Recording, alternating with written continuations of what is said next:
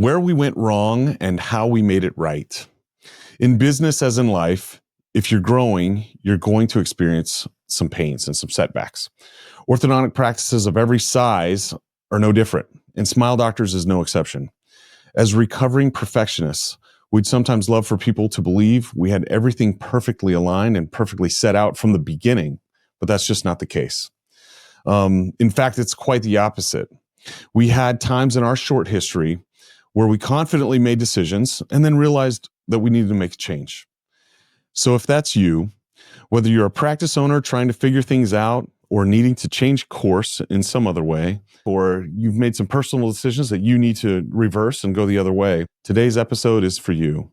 We're going to hear from Dr. John Lippincott, who's been with Smile Doctors now for about 5 years and has experienced a lot of those changes, some of which where we began in one way and we needed to pivot and go in a different direction. And thanks to his input and the input of many of our partners, we've done so, and we're better today for it. So we welcome Dr. John Lippincott of Prairie View Orthodontics outside of Chicago, Illinois. Welcome to the Smile Doctors Off Mute podcast. Great to have you, John. Thanks, Scott. It's such a pleasure to be here and just to be able to chat with you. Real opportunity I'm grateful for. Well, I'm excited for people to get to know you and about your journey and the decisions you made to join, all the struggles you've had along the way, and how you've been such a great participant to help correct those things and make us better. Tell us a little bit. Let's go back to the beginning. Tell us how you got into orthodontics. What was your decision behind that? Yeah, so I'm a second generation orthodontist. I grew up just around dentistry. My father was a dentist and went back to school, as an orthodontic resident. And so just my whole life, I was born in Chicago, his first year of dental school. And so it's just been a large part of my life for as long as I can remember. And I worked in his office. I would go to school with him on some of those days when, in the summer, when I had nothing to do, go downtown with him and sit. I remember being in the orthodontic lab at the University of Illinois at that time, and just so amazed at everything that was there. And so you could say I really followed in his footsteps. Throughout college, you want to have your own identity. And so, I did take some time to make sure that's what I wanted to do, but naturally gravitated towards dentistry, was accepted to UIC, University of Illinois, Chicago, which was great.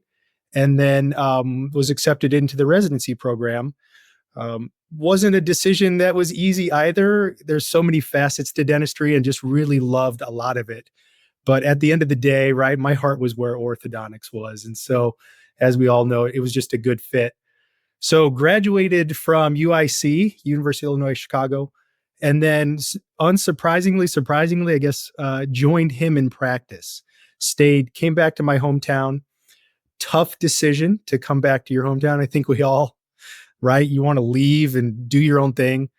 But again, in my heart, I felt like it was the right choice. And I loved where I grew up. We are here in the western suburbs of Chicago.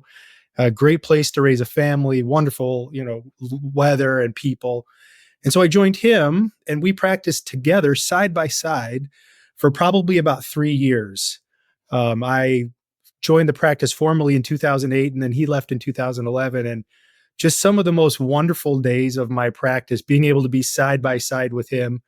There are some tough times when you're like, man, you're just really being hard on me here. Every little detail cannot possibly matter. But those growing periods were very beneficial for me, very transformational.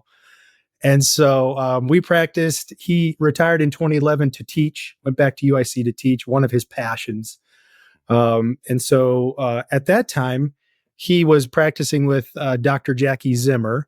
She was his partner at that time before I joined. So he retired, and then I partnered full-time with Jackie, who's a wonderful orthodontist. We were doing great, just rocking. And then, grew and we're just sort of hitting a plateau. And Jackie started to think about possibly retiring. You always want to have that conversation with your partner, that check-in. And so those transitions started to come to mind. And then in 2018, Dr. Tanya Volk, who's a member of Smile Doctors, reached out to me and just texted and said, hey, we're going to do this thing. It's going to be amazing. I'd love to tell you about it. And I was like, no, thanks. We're good. Right.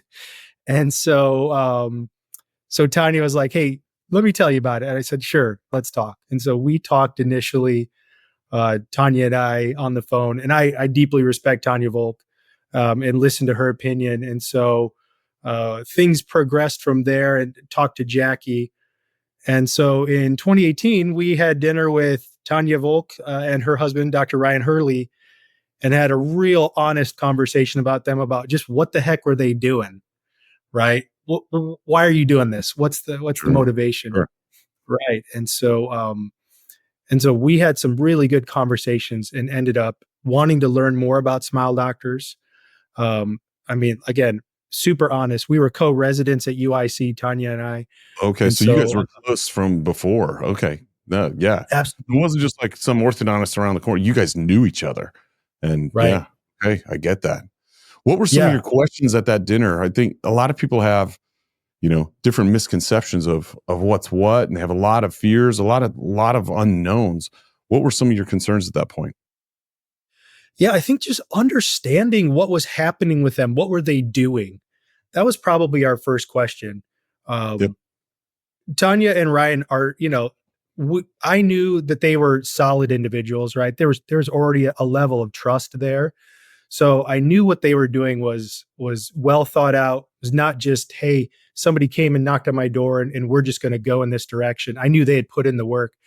But I think just what was the model? What was the goal of, joining Smile Doctors or becoming affiliating with Smile Doctors? That was probably the first question. And the answer was really simple and straightforward and honest, which was simply, we want to join a network of orthodontists that we can support and can support us just to be the best we can be. Hmm. We want to help each other and find those things that work really well, and then just really hone in, focus in on that.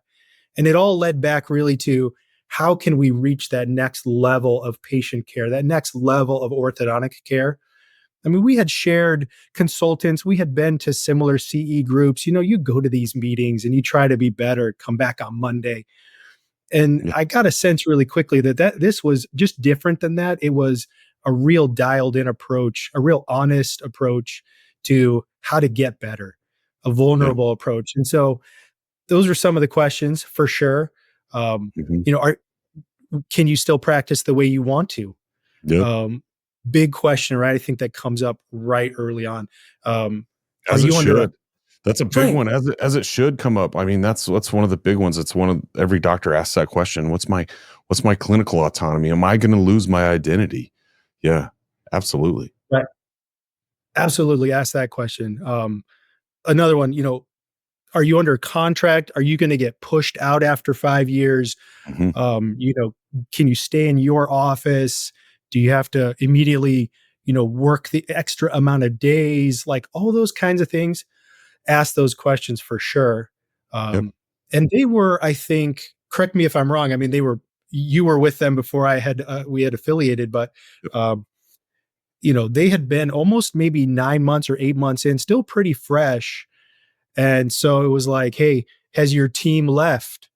Do they like being part of Smile Doctors? It may work for you as a doctor, but is your team loving it? And the answer is yeah. In fact, they're taken care of maybe even better before than we joined, Yep. with some of the autonomy there. Yeah, I So remember, around that time, 2018, we were still on that in that frame of mind where we were going in and rebranding practices, and we were changing the names to Smile Doctors, and we were doing all of that stuff. What were some of the, I guess, negative surprises that you had? Because I think with all the intent that we had to make things better and to do things better in some ways, in other ways, we were dropping the ball and we needed to make some corrections. What were some of those that were surprises for you? I think the rebrand was probably the biggest surprise for us. Yep. You know, most orthodontists, I mean, I don't love to deal with HR or love to get into the nitty gritty of insurance. And so, handing that over or affiliating in a way that's taken by someone else was not really a challenge. But I think the rebranding was probably a big surprise when Sure. the details came up with that. Um, I mean, or Prairie View Orthodontics, which is our practice, it'd been around since 1970, I think it was 71, right? So we're talking 50 plus years of credibility within the community. Yeah. And then my dad had been there with Jackie Zimmer. And so, just as a little story, probably one of the hardest phone calls I had taken from this was calling him and just saying, "Hey, Dad, Mm. as a son to a father, I'd purchased the practice. He no longer had an ownership stake, but hey, I want to let you know what we're thinking of doing, what we're doing." That was a really hard phone call, Bet. right? To Oh, I say, "Hey, bet. you had built this amazing thing. We're going to take it in this direction. How do we honor that legacy of other patients and other dentists that had helped us grow that and take it and go, okay, now we're just smile doctors." I mean, there was a lot of pain, some sleepless Sure. nights Sure. about the legacy, how to honor that. So yeah, that was a pain point. Yep. But Yep. No question. I yeah, think I'm so glad that doctors don't have to make that phone call anymore, right? Yeah, we don't rebrand anymore. I think we kind of got to realize that was not an effective course of action. Yeah, we decided all that goodwill that had been built up, like in your practice, 50 years. We want to mhm. keep that. Yeah, certainly we don't want to go backwards. And so yeah, we're there among many things. We're no longer doing that. I'd love to get into some of those things that you helped fix. I think I was so many orthodontists at the time in 2018, 19, and even up until today, we're always correcting, always getting better. What were some of those that you've seen change over time in for the positive? Yeah. So the branding for sure. And just to call out, I want to give you some awesomeness, you and the leadership team, for, you guys had some extensive merch already sitting in warehouses or sitting in places, right? This wasn't like we had an order for Smile Doctor stuff and we could just easily cancel it. And that pivot, I think we immediately voiced those concerns when you're going through the affiliation integration process. Yep. We had an amazing team in Greg Goggins, Dr. Greg Goggins, who said, yeah, I understand you've got this credibility and this legacy within the community. We can see that the pain you're going through is real. It's not a, hey, just trust us for a year and then we'll go back to it. It was voicing those concerns. And it was really nice to have that taken seriously at the beginning. Yep. And then, okay, what do you think it would look like? How could we come together in a middle ground? And so for a while, we were Prairie View Orthodontics, large font. It was great. And then powered by Smile Doctors, which I felt like encapsulated what we were trying to do. We wanted to join the group. We didn't want to do anything in secret. People read the paperwork and go, well, wait a minute, there's a different name on here or something. It slips out that Smile Doctors is part. And, we always wanted to be upfront with our patients. And so it was a really good process on the branding side to be able to Sure. do that, to co-brand for a time, and then maybe just go off completely to back to the brand. Yep. It works in your situation. So that was Yeah. definitely one. I'm Go glad ahead. I'm glad we didn't go full bright of changing Prairie View to Smile Doctors only and then back to Prairie View. So I'm glad we did the co-brand and came to our senses that way. So that's really good. Yeah. Yeah, definitely. What were some others? What have you seen change over the last 5 years? Yeah, I think for us, the reconciliation and it just integration phase, Mm. when the papers have been signed and you're ready to actually put rubber to the road and start to make changes and things like that, was a little tough for us. It gets chaotic. You've got all these new people part of your practice, whether it's from RCM or whether it's from HR or whether it's from marketing and things like that, and it can be a little bit of a burnout at the beginning to say, okay, I'm having this person email me and they're asking for this information and I don't know how to get it to them. I don't even know them. We Mhm. want to please when we join, right? You want to join the Yeah. group and contribute right away. And so that was a challenge to have sometimes those conversations where you say, I know what you're looking for and I want to give it to you, but I don't know how to get it to you because, where are the boundaries for what I should be doing? How much should we take on from here and there? So just getting to know each other was a little tough. I Sure. think that process now, having seen it from the other side, helping practices come on and into Smile Doctors, drastically different. I mean, you have just people that just know how to love on others and encourage them, of helping these practices come on board and being willing to answer the phone at any time of the night. I mean, it's amazing. You email the affiliations and integrations team, you'll get a response, boom, I know. like seconds. I It's know. amazing. Like, do those people sleep? I know. It's so funny. Yeah. They got It it covered. is. It Greg is. Goggins leads an amazing team. Yeah. Amen. So that's great. Right. Right. And that I think is a maybe a pain point prior, where you're really led and guided and shepherded into the organization with just, a lot better skill, I think. Mhm. Just awesome stuff now. So that would be one I could think of. That's huge. Talk to me. Well, yeah, let's go over a bit about how are decisions made? How do you understand how decisions are made within the organization? You could talk some about, I know you're an active member of the Mhm, Clinical Champions Group mhm. and some of the materials that we use that are recommended, just some of that. Talk through some of that. Yeah, it's really been great for me to learn how to make decisions in a better way. And one of those better ways is to have all the stakeholders come together, right? Those that feel passionately about it and want to contribute, getting those people into a room or onto a call. And those people may not necessarily be from the same backgrounds. You don't Hmm. necessarily have all people from large practices. Our practice, just to quickly go back, was a pretty, you know, standard orthodontic practice. We had 3 locations, 2 doctors, rotate between 4 chairs or so. We're doing about 1 million per location pre-affiliation. Hmm. And so, now we're 4 offices, probably close to $5 million a year in production, just a different Amazing. shift. And Yeah. so you have people that solo office, solo location stakeholders talking with people that have multiple locations, or 1 location, 15 chairs. Those diversity of voices is so key. It's I agree. really so, right? You've Yep. been on those calls. I've been on those calls where there's like a sort of a decision coalescing, and Mm. somebody will say something to say, "Hey, what about this perspective, or what about this angle? This is what I'm experiencing." And the conversation goes just a little bit different in that direction, and then everybody benefits.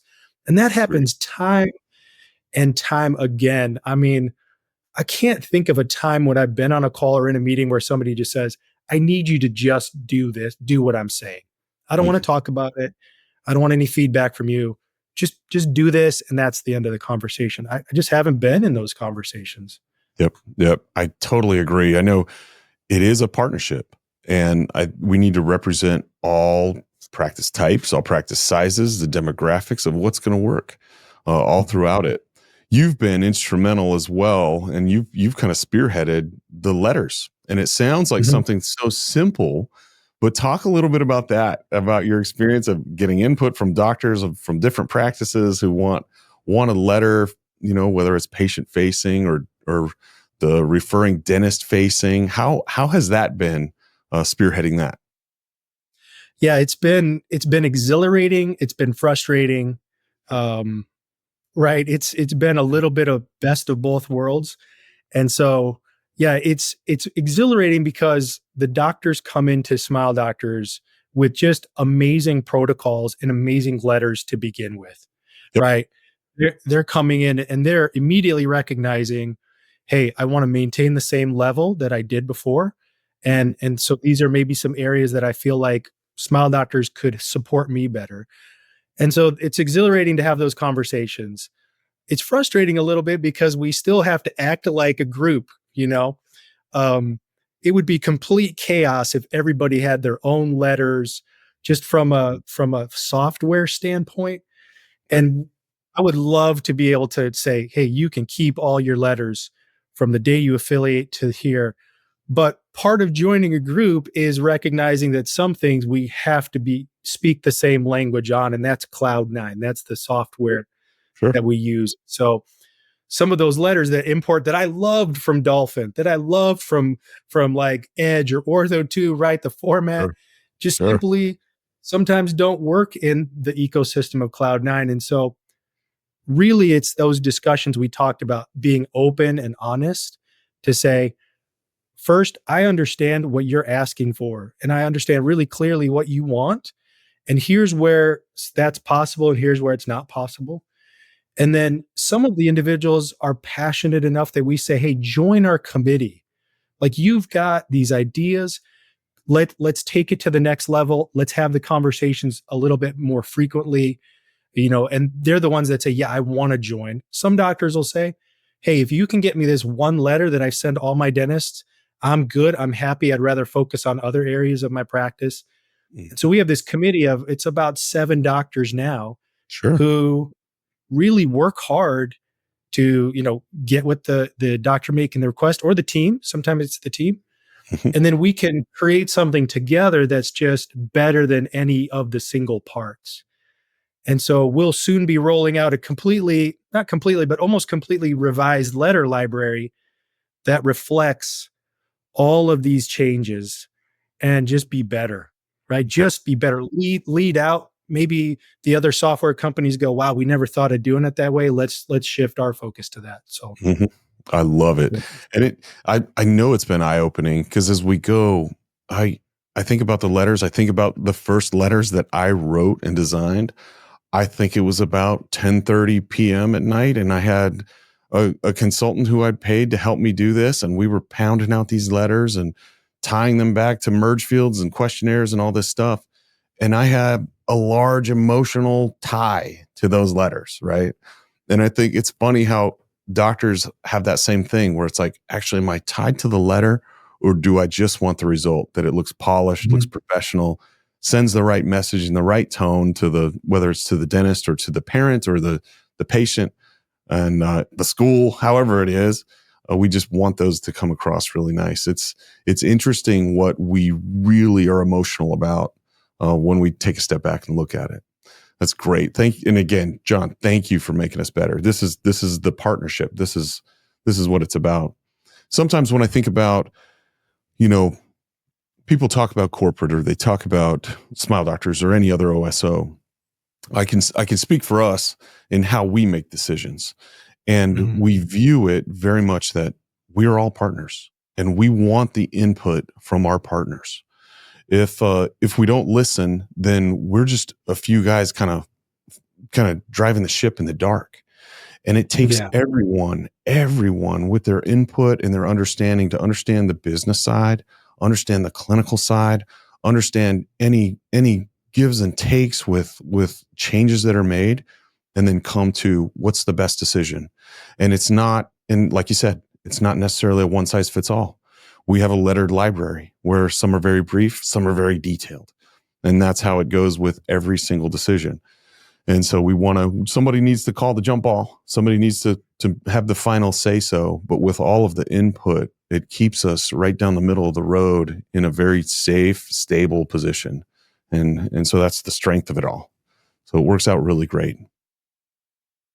I'd love to hear a little bit more about your practice growth. And so how your journey has been with implementing systems, how they've changed. I know that you were right around the corner from Ryan and Tanya, and they were big on treatment plans and implementing those and kind of forecasting out visits. Was that a challenge for you to adopt? Did you see eye to eye with them at first, or how did that process go? Yeah, that's a great question. I'll quick aside, I did chat with my partner Jackie before, and you guys can edit this out, but let me start over. I did chat with my partner Jackie before this. You and I were going to be talking, and I said, I'm going to be talking with Dr. Law about this. What were those things that we had that were really a challenge, or did we feel like resistant on anything? And we didn't, Scott. I mean, I wish I could say that we came in and were like, we didn't want to change Smile Doctors. We came to Smile Doctors to offer what we had. And I didn't see it as a way, and Jackie either, as a way to just punch our ticket and then sit for however many years and then go. So that was really our mindset. We practiced that way. Take in all facts are friendly, right? Take in information, process it, and then make a decision. So when the treatment plans came forward as part of a protocol within Smile Doctors, I think Jackie and I were like, this is amazing. This is what we've wanted to do, to be able to schedule forecast out, to be able to say and look in the mirror, these are my class 1 crowded cases. I'm telling these patients it's 18 or it's 24 months. We're hitting that goal 95% of the time. Feels a lot better than, no, I know how to do this, and just hope that I am actually doing what I think I am, right? To have that knowledge was really helpful. And so a lot of the protocols, or a lot of the changes that we made within Cloud9 to go onto treatment plans, to do dental monitoring, to do the scheduling protocols, the scheduling interviews or intervals, was really, I think we welcomed them and adopted them pretty quickly, because you can sense that they were, again, thought through. It wasn't just like somebody, hey, I got this idea, everybody in Smile Doctors is going to do it. When stuff is presented on calls or in meetings, it's well thought out, it's considered. And so we didn't have a challenge too much on the treatment plan side. And it's really helped us grow. Mm-hmm. I mean, I don't know if we have enough time to talk about the decentralization. Yes. Just so key. Yeah. So key. Yeah. So I'm in Illinois, and so there are laws that prevent or protect patients, right? I mean, assistants can't do everything. They're not, able to do that kind of thing. But taking what typically I had done as a doctor, like almost everything, coming into Smile Doctors, it was wonderful to experience those pain points of like, gosh, we're going to be so much busier now doing same day starts. I can't be in multiple places at one time. That pain point, and then going, hey, wait a minute, I need to just use the treatment plan, have my team. I've already made these decisions for most of these cases, that the team can go ahead and follow my directions, and I can come over at the end and we can have an informed discussion about what's going on with the patient's treatment. I can then go update the parent, or the team member can. Offloading some of that was really transformational from the treatment plan perspective, empowering others, and then letting others lead. That kind of pain point was immediately, addressed when I was able to do that decentralization. So treatment plans was a big part of that, to say everybody knows now what the treatment is, right? Yep. You can look in the chart and see this is the general thing. It's not some secret sauce that, oh, what's the doctor going to do now? He's going to go, we're from steel back into TMA. Oh, now we're in night eye. Like those kinds of things don't need to happen anymore. And you know what? It's so much better. So that kind of like learning those protocols, I welcomed them, to be honest, Scott. I mean, it was like, this is awesome, right? Yeah. We had treatment before, but the assistants were always waiting for the doctor. I got to make this decision. Oh, do I put chain on? Right. As you know. Right. I've been in practices where I've worked, I've substituted, whether it was somebody went on vacation for a bit or whatever. And I was used to seeing, at that time, I was used to seeing 120 patients a day, and with a well-oiled machine team, because we would always forecast our visits of what was the next visit. And so no one was waiting on me to come to make a decision for what we were going to do today in the mouth.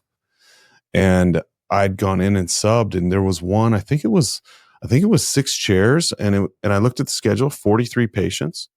I'm like, okay, this will be great. We have some consults. This will cruise right along. And that was one of the busiest days I had had because the team was not empowered whatsoever. And so every single patient didn't really have a visible plan. And I had to go in and try and find where it was, re-diagnose the case, look in the mouth, go, where are we in this plan? Oh, what are these doctors' mechanics? I want to kind of stick with it. I don't want to take a left turn. And then share with the team, okay, do this. And then I'd have 5 other chairs waiting for me right then.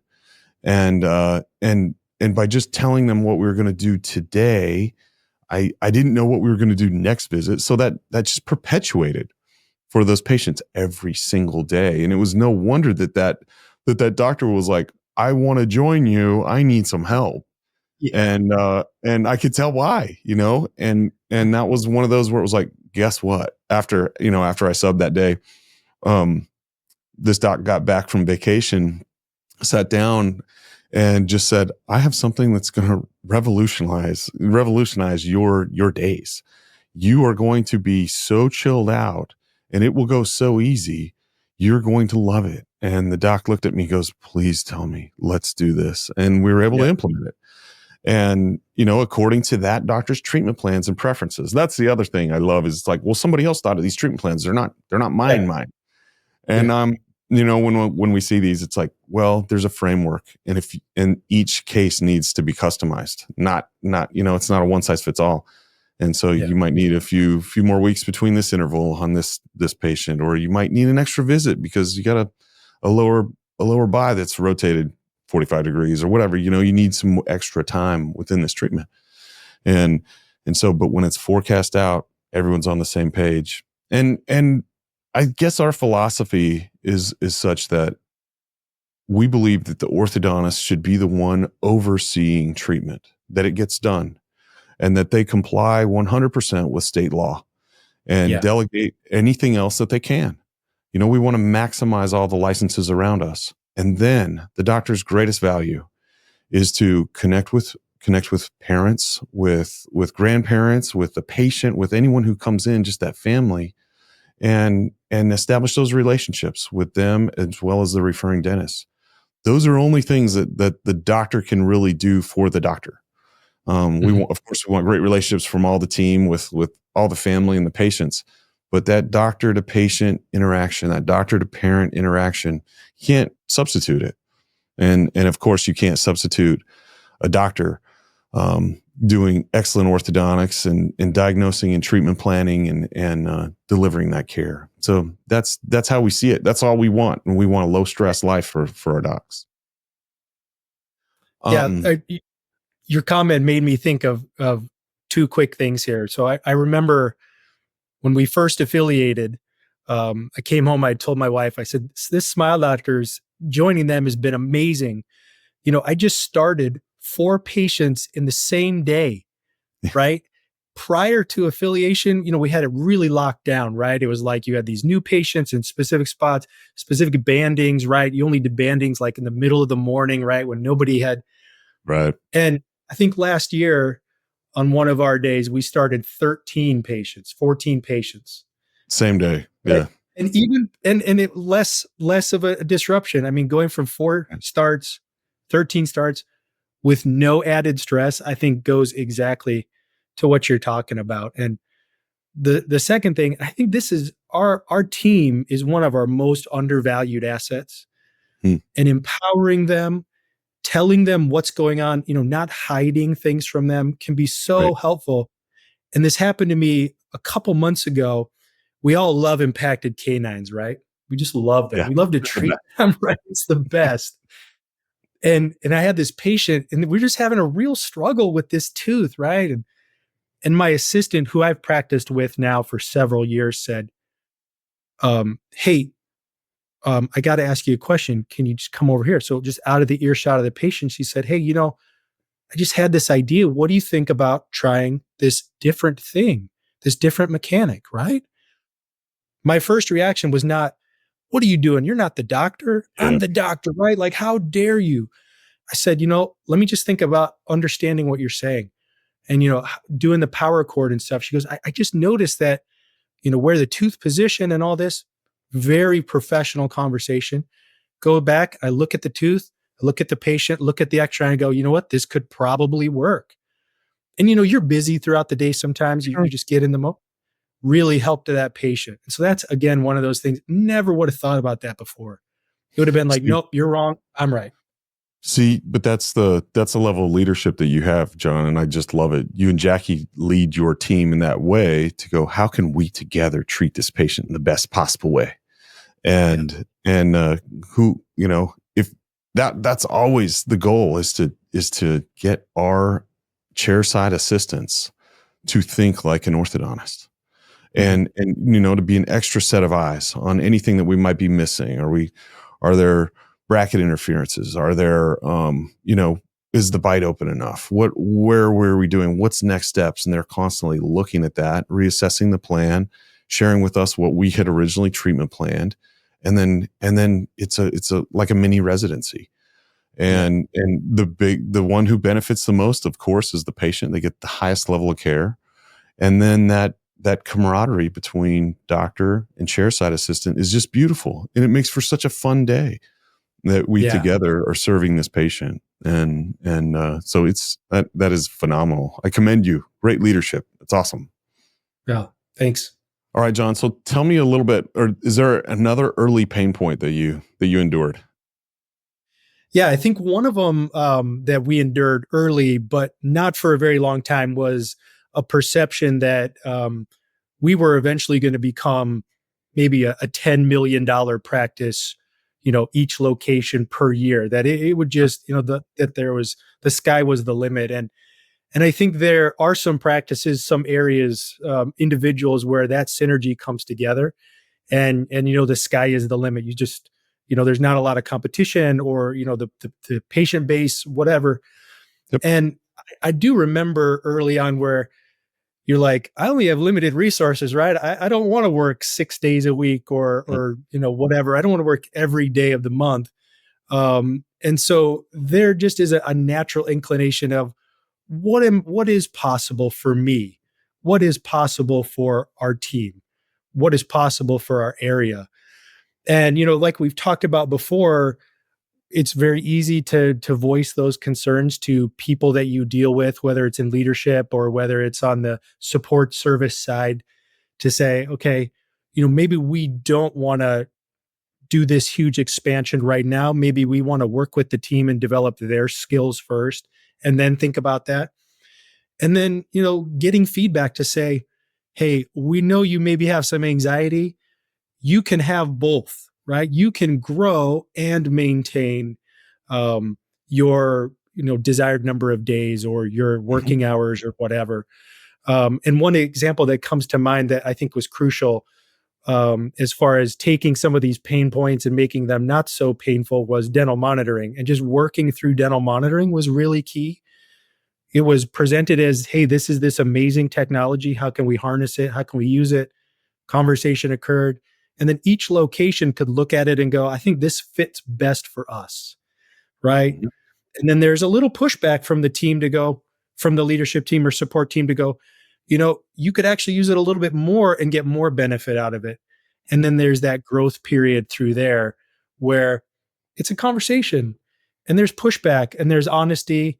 And then at the end, the patient gets the benefit. And that's been a big thing for us to say, our goals are going to be here and be respected for how far we want to go. Not, well, we appreciate that you have this goal or you want to do this thing, but you just have to double it. We need you to double it or whatever. It's more of a conversation. Absolutely. Hey, grow, do some more. That's it. And it's that back and forth and understanding how can I get the support that I need to grow my practice? And this is what I feel we can do. And then there's always the comparison to go, hey, here's other practices that have a similar demographic, a similar setup as you. Here's what they're doing that's helping them to be successful. And does this appeal to you? Would this work where you are? And it's that trust to go, the doctor knows their area better than anybody. And to be like, oh, you know what? I think this really will fit well. Let me do this. Let me make this happen. And that's the beauty of a true partnership with everybody. And it's awesome. Well, John, I thank you for your time, and I thank you for being such an amazing partner. Thank you for making us better, and for your patience and endurance through some of those harder times. And it's gotten us to where we are right now, to where change is something that happens frequently, all the time. We're always looking to see how can we be better for the patient, how can we be better for our partners, for one another, for the business, and everyone wins. And so you are fantastic. I appreciate your leadership and your friendship. Thanks, brother. Thank you.